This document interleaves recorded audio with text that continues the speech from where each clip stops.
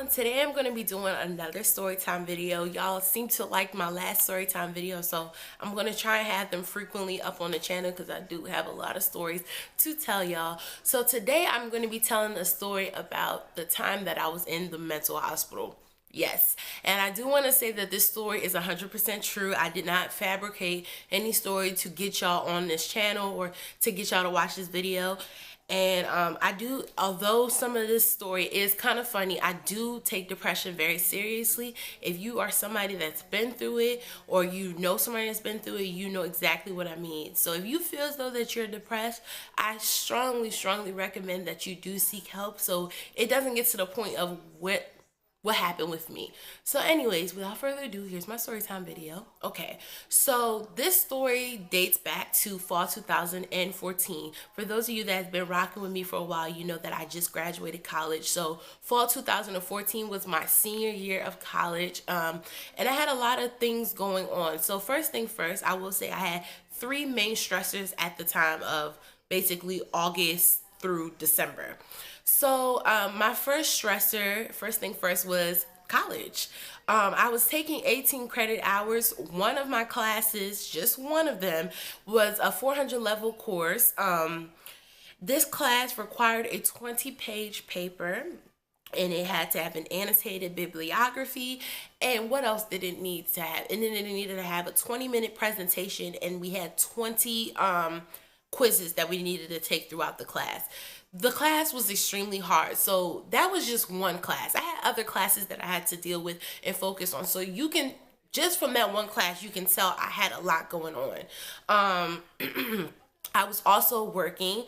I worked about 30 to 40 hours a week on campus, and then I had my internship going on where I was a social media intern, so I had to deal with the YouTube, the Twitter, the Facebook, the Instagram. I had to do all those things. And what else did I have going on? So that was just school alone.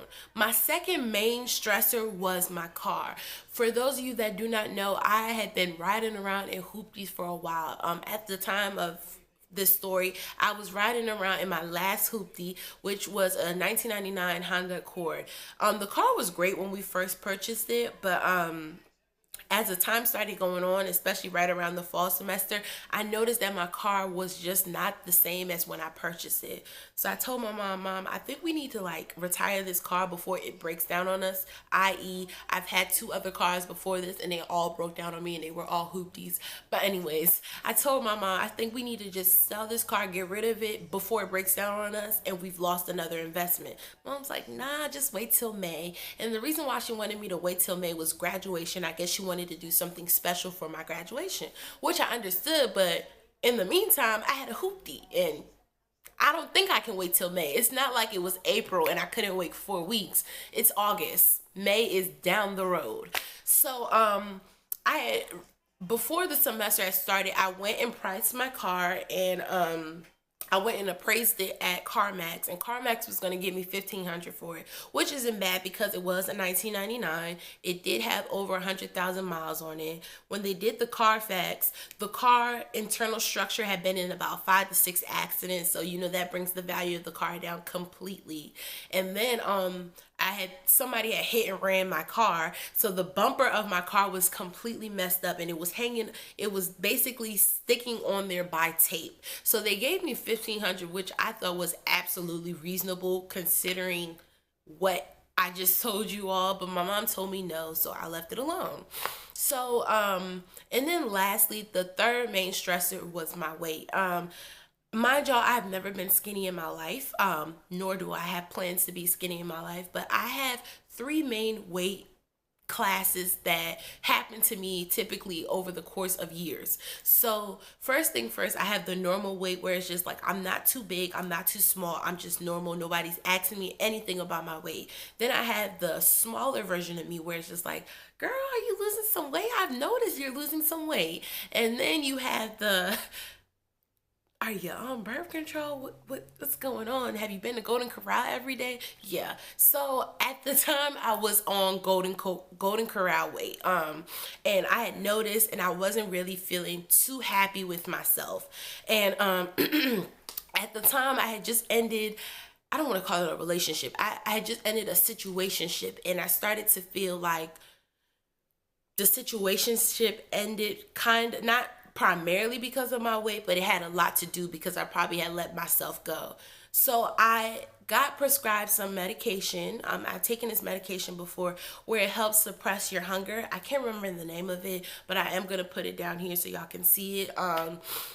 It helps suppresses your hunger and it helps you lose weight. So I started taking that as the semester's going on. The side effects of that medication was depression, anxiety, dry mouth, heart palpitation. I think heart palpitations or something with your heart. What else? Obviously you'll lose weight rapidly.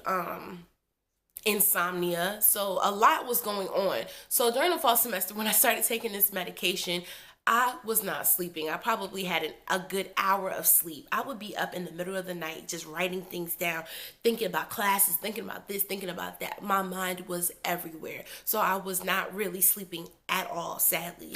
I wasn't really eating. I had been on this medication before, and one of the reasons my mom told me to get off of it was because I was not eating at all. So I started to force myself to eat. And by forcing myself, I mean a cup of yogurt a day. And I started to notice I was losing 2 pounds. And as a 22-year-old girl at the time, I mean, I should have more common sense at the time because I was a health major. Who cares if you're losing 2 pounds a day? You need to eat something. So that was going on, and I would notice that the pill would make me more dramatic. So I am dramatic. My dramatic is sizing. I like to size a lot. So I'd be like, somebody can call me twice, and I'd be like, can you believe she called me 18 times? Yeah, I'm that person. But the way I turned dramatic was somebody could tell me, Drea, you didn't park in between the lines. What? I didn't park in between the lines, and people be like, girl, chill, like you're okay. Me inside my body, if this makes any sense, noticed that I was being extremely dramatic, but me outside my body couldn't do anything about it because the pill had taken hold of my life. So right around November, my hoopty Erica's my old roommate. Erica and I had been driving in my car, and we literally had just gotten off the highway. And as soon as I made a right off the highway, the car went kaboom, boom, smoke. I'm just like, I can't wait till May anymore because I don't have a car. My car done broke down. I'm making Snapchats like, girl, my car broke down. I'm gonna give me a 2015. I'm excited. I'm doing the most. I'm just packing the stuff that I need to take with me out my car. I've called Geico. Geico's gonna get my car towed to an auto shop. Yada, yada, yada. I'm good. So I'm skipping home. At this point, we're a little bit under a mile from home. So I'm skipping home. Mind you, I don't like to walk like that. I'm skipping home, and Erica's just like, what's going on? Why are you excited? I'm like, because I have a new car. I no longer have to worry about this car. This car had been such a hoopty. Sometimes when it rained, it did not start. So y'all know I just needed something more reliable. And with it being November and you're getting ready for snow and stuff like that, the last thing you want to be worried about is a hoopty. So, basically, some time had passed, and I called my grandma and asked her she would be my co-signer because I know my mom wouldn't do it. And for those of you that don't know, I'm not a daddy's girl. I'm not a mommy's girl. I'm a grandma's girl. My grandma loves me, and I love her to death, and she spoils me.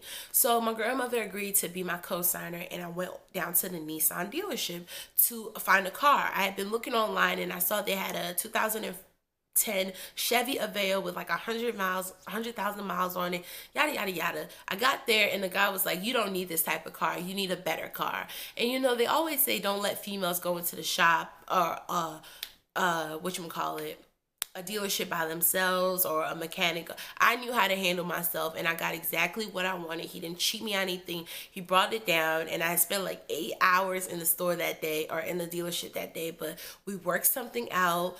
We got a great price. I got a 2006 Nissan Maxima.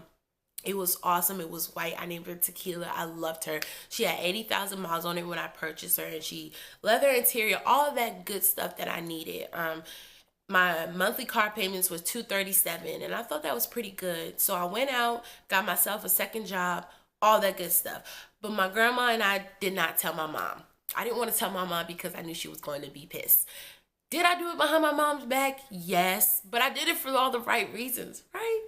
So that day, this particular day, I was supposed to have my YouTube party and celebrate with my friends because I hit 100,000 subscribers. So I was excited. I planned it before I went to work, and then I went to both of my jobs. And when I got off of work around 11:30, I had a whole bunch of missed calls from my mom, my grandma, my mom, my grandma, voicemails, text messages. Before I can even unlock my phone, I already know something's wrong.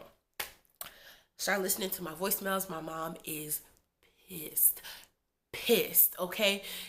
And she's just like, she's leaving me voicemails like, how could you do that behind my back? I'm your mother, yada, yada, yada. Although I thought I had good reasons, I think about it now, I'm like, yeah, maybe I should have included my mom. That was a little bit deceitful of me, but I still got my card, So I got on the phone with my mom, and she just went off. And I value my mom's opinion a lot, and I never want my mom mad at me. And my mom was heated, okay? She was heated. And the conversation wasn't going well, and I, like, after a while, like I said, with the pill, I was very dramatic. I started crying. Like, I was hysterical in the car. My skin is red, okay? I'm like snot, everything. I'm just so, Mom, this is embarrassing. I already put on Snapchat. Now I'm being dramatic. I already put on Snapchat that I got a car, yada, yada, yada. And now I think about it, who cares if I put something on Snapchat? I don't owe anybody anything. So if I had a car one day and I don't the next, what does that have to do with anything? So, went on, got off the phone with my mom. I possibly hung up with her, got on the phone with my grandma. I'm just like, I'm tired of y'all. Y'all don't care about nothing. I'm being really dramatic. And although I have good reasons for why I'm upset, I'm being dramatic. I'm not going to lie. So I just told them, I said, I'm going to return the car in the morning. I don't want to talk to y'all. Bye. Hung up, went on a drive, and I just started thinking outrageous thoughts like, why am I here? My family doesn't like me. I'm fat, I'm this, I'm that. And I start thinking ridiculously. And a part of me just goes, why don't you just drive in traffic? And 22 years of living, I've never had that type of thought. And I thank God that my common sense kicked in, or what, I don't know if the right term is common sense, but the right me kicked in and was just like, park this car, you're not okay. The minute you can think that you can drive into traffic and you think that's a normal thought, there's something wrong. And I know that that's not how I normally think at all. So I parked the car and I called my friend and I told her, I was hysterical. I said, I just had a thought of suicide. Not that I was actually going to do it, but I just had a thought of suicide. And I don't think I'm okay. I don't think I'm coming home. I think I'm going to call 911 to come get me. So I parked the car. I called 911 and, excuse me, I have a cold. And the cops showed up. I don't know why 5 cops had to show up, shining their light.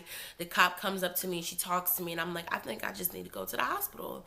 And she's like, okay. So I parked the car and I left my key on top of my tire just in case somebody could come and pick up my car. And, the cop told me that she was going to come and check on my car constantly until, she knew I was good and ready to go. So I got in the cop car, and that was my first time ever riding in a cop car. She was going 100 miles per hour. You would have thought I was in labor.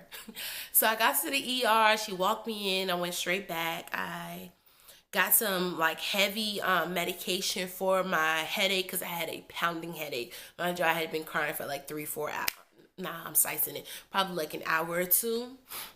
So I was in the ER. My phone had died, so there was no way for me to contact anybody. I talked to a counselor, and she suggested that I go to a mental hospital. And I'm like, okay. I'm kind of hesitant on it, but because I knew I wasn't thinking right before, I knew that it was probably the best thing that I should do. A little stress-free vacation, if you will. So the doctor came in and, told me eventually I'll be transported to the hospital. So I stayed in the ER till about 7 a.m. and then I was transported to the hospital. In Lynchburg, there's a general hospital, and then there's a mental hospital, baby hospital, and some other hospital. So if you have an emergency, you go to one hospital. If you had one of the other issues that I just named, you would go to the other hospital. So that's where I went. So it was just a floor in a regular hospital that I went to, and of course the floor was locked because yeah.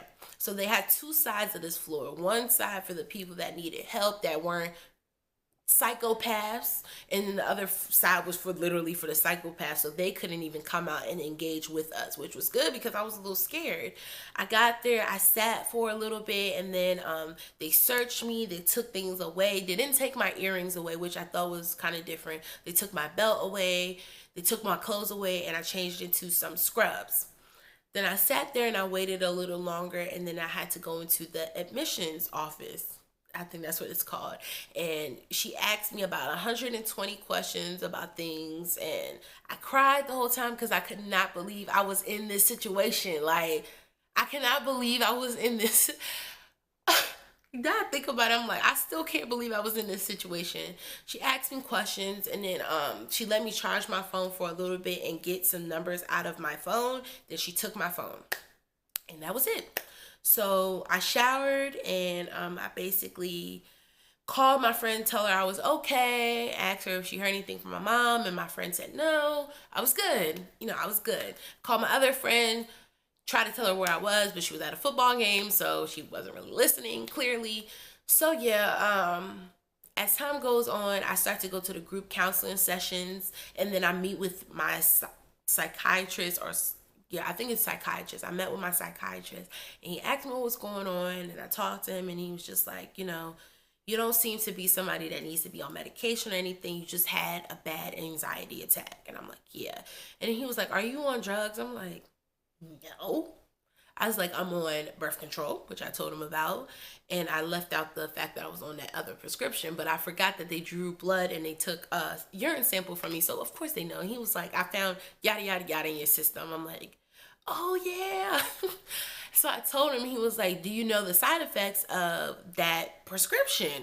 And I was like, I did hear about it, but I never thought it would be me. So he was like, I think he told me he had heard of many cases of people on that medication and they went crazy.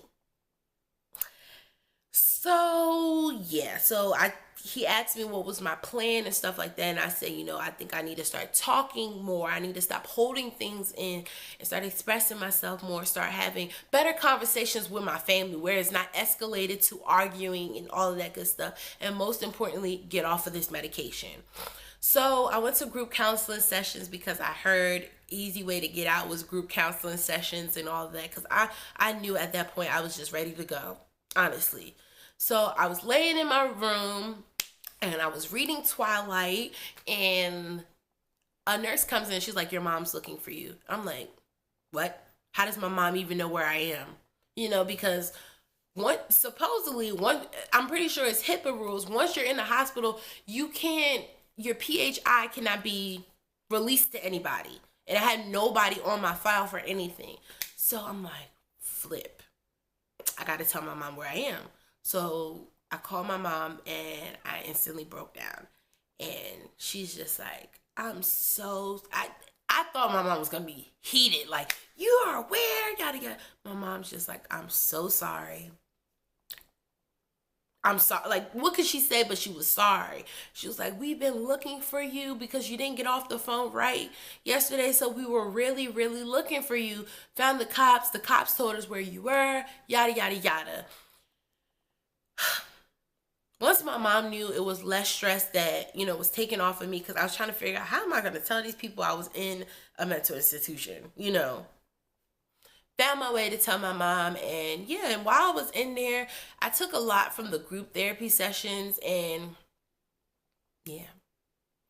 I'm sorry this story time wasn't like over the top or ratchet. I just wanted to express this story because, I may come on this camera and you may see it as, oh, she's pretty and, oh, she has a lot going for her, but people that have a lot going for them get depressed too. You know what I'm saying? Looks can be deceiving, and most people don't believe this story unless I show them like paperwork, like I was really in a hospital. And I don't regret this, because I feel like if this situation didn't happen, God forbid, you know, it would have been a worse situation, you know. And if you ever feel like you need to talk to anybody, do not hesitate to ever talk to somebody, even if it's me. I mean, I may not be in your city, but even if you want to leave your freaking phone number in my DMs and you want to talk, I'm really, really, really willing to talk to you, honestly. And I hope the story time video wasn't too long, sorry. Comment down below. Don't forget to leave me a comment. I really do appreciate those. And like this video so I know to put more story time videos out. Adios. Oh wait, before I say adios, I kept my car, and then a few months later, right before I went on spring break, I was involved in a car accident. So that's probably gonna be my next story time video. Well, all right, y'all, have a great day.